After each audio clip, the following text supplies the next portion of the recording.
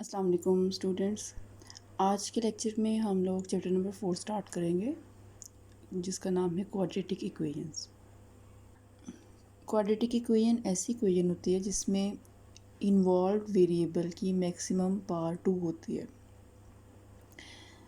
N equation having maximum या highest power 2 is called quadratic equation. और इसकी जो जनरल फॉर्म होती है वो ए एक्स स्क्वायर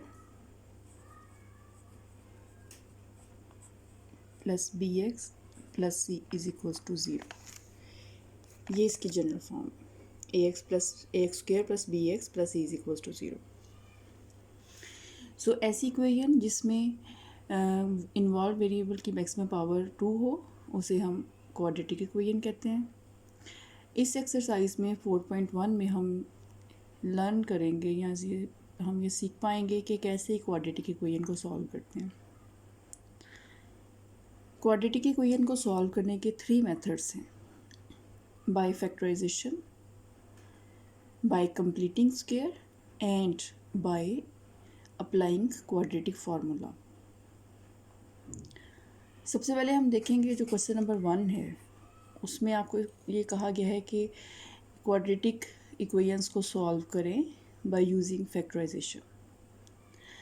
तो इसके कुछ क्वेश्चंस मैं करूँगी, कुछ क्वेश्चंस जो रिलेटेड क्वेश्चंस होंगे इनसे वो आपकी प्रैक्टिस के लिए हैं। फर्स्ट क्वेश्चन का फर्स्ट पार्ट देखें। 3x square plus 4x plus 1 is equals to 0। अच्छा जी, अब फैक्टराइजेशन हम लोग 9th क्लास में भी इससे पहले पढ़ चुके हैं, 10th में भी पढ़ चुके हैं, लेकिन आपके दोबारा आपको रिमाइंड करवाने के लिए कैसे हम करते हैं, एक्स स्क्वायर के कोफिशिएंट को हम इसके कांस्टेंट से मल्टीप्लाई करते हैं। जैसे कि यहाँ पे एक्स स्क्वायर का कोफिशिएंट 3 है, 3 को हम इसके कांस्टेंट 1 से मल्टीप्लाई करेंगे, हमारे पास 3 आएगा। इस 3 के हम फैक्टर्स के पेयर बनाते हैं। ऐसा पेयर चूज़ करते हैं जिसको प्लस या माइनस करने से दरमियान वाली टर्म आए। ठीक है जी, जैसे हमने 3 को 1 से मल्टीप्लाई किया तो हमारे पास 3 आया। हम 3 के पेयर्स बनाएंगे और 3 के सिर्फ 2 ही एक ही पेयर बनता है 1 और 3 का, तो हम 1 और 3 को इस तरह से प्लस और माइनस की फॉर्म में लिखेंगे कि इनको ऐड या सब्ट्रैक्ट करने से हमारे पास 4x आए। आप देख रहे हो कि इसको कैसे लिखा है, 3x स्क्वायर यही वाला है जो इसका पेयर बना था फैक्टर्स का, उसे हमने 3x plus x plus 1 is equals to 0।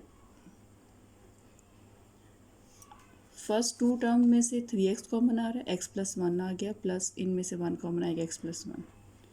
अब देखो, आप इन दोनों में से x प्लस 1 कॉमन आएगा, x प्लस 1 कॉमन लेने से अंदर आ गया 3x plus 1 is equals to 0। जब दो फैक्टर्स इक्वल 0 होंगे तो इसका ये मतलब होता है इन दोनों में से कोई एक, या तो कोई एक 0 है या फिर दोनों ही 0 हैं। ठीक है जी, so x plus 1 is equals to 0 और 3x plus 1 is equals to 0। यहाँ से x की वैल्यू -1 आ गई और यहाँ से x की वैल्यू -1/3। तो ये हमारे पास सोल्यूशन सेट आ गया। हम क्वाड्रेटिक इक्वेशन के सोल्यूशन सेट को इस फॉर्म में लिखते हैं, solution set is equals to -1 and -1/3। तो ये एक क्वेश्चन हमने किया है by using method of factorization. इसी का हम नेक्स्ट क्वेश्चन करते हैं, question number 2। X square plus 7x plus 12 is equals to 0। आप बेटे बुक पास रखना ताकि आपको आप वहाँ से क्वेश्चन की स्टेटमेंट देखो ताकि और क्लियर हो। अच्छा जी, यहाँ देखिए एक्स स्क्वायर का कोफिशिएंट 1 है और यहाँ पे कांस्टेंट 12 है। हमने एक्स स्क्वायर के कोफिशिएंट 1 को 12 से मल्टीप्लाई किया, 12 आ गया। ठीक है जी, अब 12 के ज़्यादा पेयर्स बनने थे इसलिए मैंने ये आपकी आसानी के लिए ये इसके फैक्टर्स बनाए हैं। और इसका पेयर कैसे बनेगा, 12 को 1 पे डिवाइड किया, ये एक पेयर आ गया, 6 का 2 के साथ, 4 का 3 के साथ। तो हमें इनमें से वो वाला पेयर चूज़ करना है जिसको प्लस माइनस करने से दरमियान वाली टर्म आए, मतलब 7x आए। तो 3 और 4 का जो पेयर था हम उससे लिख रहे हैं x square plus 3x plus 4x plus 12 is equals to 0। First two में से x कॉमन लेंगे तो x प्लस थ्री आ गया, इसमें से 4 कॉमन लिया, 4 into x plus three is equals to 0। अब इस टर्म और इस टर्म दोनों में x प्लस थ्री कॉमन है, x प्लस थ्री कॉमन लेने से हमारे पास x plus four is equals to 0 आ गया। फिर वही वाला जो रिज़ल्ट हम देखेंगे यूज़ करेंगे कि दो फैक्टर्स कब ज़ीरो होते हैं, इक्वल होते हैं ज़ीरो के, जब उनमें से कोई एक फैक्टर ज़ीरो हो या दोनों ज़ीरो के इक्वल हो, क्योंकि ज़ीरो को ज़ीरो से मल्टीप्लाई करने से भी ज़ीरो आता है। So x plus three is equals to zero और x plus four is equals to zero. X की वैल्यू -3 एंड एक्स की वैल्यू -4। सोल्यूशन सेट हमारे पास आ गया -3 एंड -4। अच्छा जी, अब मैं थोड़ा सा डिफरेंट क्वेश्चन करूँगी, क्वेश्चन नंबर 1 का 5th पार्ट, जिसमें कि आपको डायरेक्ट क्वाड्रेटिक इक्वेशन नहीं दी हुई। आप पहले इसको सिंप्लीफाई करके क्वाड्रेटिक इक्वेशन में चेंज करोगे and then we have to proceed. अच्छा जी, हम सॉल्व कैसे कर रहे हैं, इस x को x प्लस 7 से मल्टीप्लाई किया और इन दोनों फैक्टर्स को भी मल्टीप्लाई करके हम लेके इक्वेशन लेके आ रहे हैं। मल्टीप्लाई करने के बाद इन सारी टर्म को उठा के आप दूसरी तरफ ले जाएं, और हमें पता है जब हम इक्वल की एक तरफ से कुछ टर्म्स उठा के दूसरी तरफ लेके जाते हैं तो जो प्लस की टर्म्स हैं वो माइनस हो जाएंगी और माइनस वाली जो टर्म्स हैं वो प्लस हो जाएंगी। तो जो प्लस का साइन था वो माइनस में चेंज हो गया और माइनस का साइन प्लस में चेंज हो गया।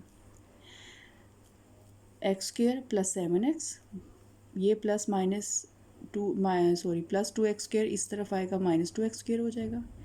8 माइनस एक्स 7x आया, वो इधर आके माइनस का हो गया।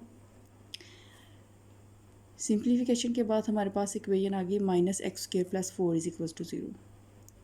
माइनस का साइन इधर से कॉमन लें, ये माइनस इस 0 से डिवाइड होके ख़त्म हो जाएगा, आपके पास रह गया एक्स स्क्वायर -4। फार्मूला अप्लाई कर दें, एक्स का स्क्वायर -2 का square, A square minus B square, A plus B A minus B. Factorization formula apply किया, दोनों फैक्टर्स बन गए। अब दोनों फैक्टर्स को 0 से इक्वेट करें और आंसर हमारे पास 2 एंड -2 आ गया। तो ये क्वेश्चन थोड़ा सा डिफरेंट इसलिए था कि इसमें आपको जो गिवन क्वेश्चन है वो डायरेक्ट एक क्वाड्रेटिक इक्वेशन नहीं दी गई, बल्कि आपको गिवन जो एक्सप्रेशन है उसको क्वाड्रेटिक इक्वेशन में चेंज करना है और फिर उसको रिजॉल्व करना है। 7th क्वेश्चन भी इसी तरह से डिफरेंट है, जिसमें आपको रेशोज़ दी हुई हैं 1/x प्लस 1, फ्रैक्शन फॉर्म दे दिए। फ्रैक्शन फॉर्म में आपके पास ये कैसे सॉल्व करेंगे। अच्छा जी, ये क्वेश्चन और इससे नेक्स्ट क्वेश्चन सेम है, आई थिंक प्रीवियस है या नेक्स्ट है। 1/x plus 1 plus 2/x plus 2 plus 7/x plus 1। हम क्या करेंगे, हम जब हमारे पास फ्रैक्शंस आ जाएंगी तो पहला काम हमें क्या करना होगा, इस फ्रैक्शन को ख़त्म करना होगा। तो हम जो इसके नीचे इसके डिनोमिनेटर्स हैं उनके एलसीएम के साथ दोनों तरफ मल्टीप्लाई कर देंगे। यहाँ एलसीएम बन रहा है x plus 1 x plus 2 x plus 5। हम दोनों तरफ multiply both sides by x plus 1 x plus 2 and x plus 5। हम इन सारी टर्म्स को, तीनों टर्म्स को बारी बारी इस पूरे के साथ मल्टीप्लाई करेंगे। जब x प्लस 1 के साथ ये मल्टीप्लाई होगी टर्म तो x प्लस 1 की कटिंग होने के बाद 1 इस 1 के साथ x प्लस 2 और x प्लस 5 मल्टीप्लाई हो गया।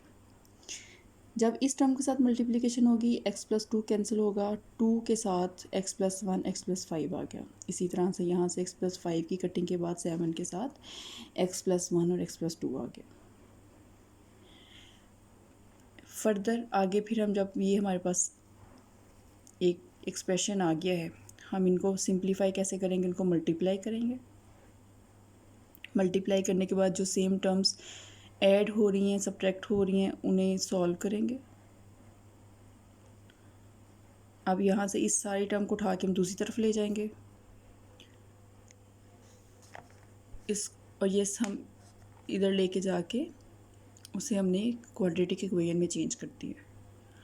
हमारे पास आई -4x स्क्वायर -2x प्लस 6।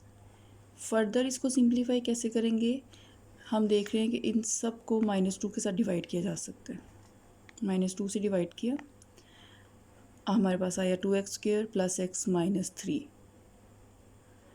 अब ये हमारे पास क्वाड्रेटिक इक्वेशन है जिसे हमने फर्दर सॉल्व करना है। x² का कांस्टेंट 2 है और x² का कोफिशिएंट 2 है और कांस्टेंट इधर 3 है।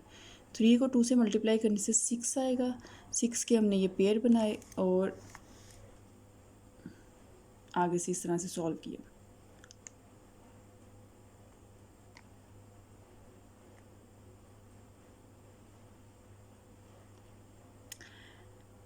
ठीक है जी।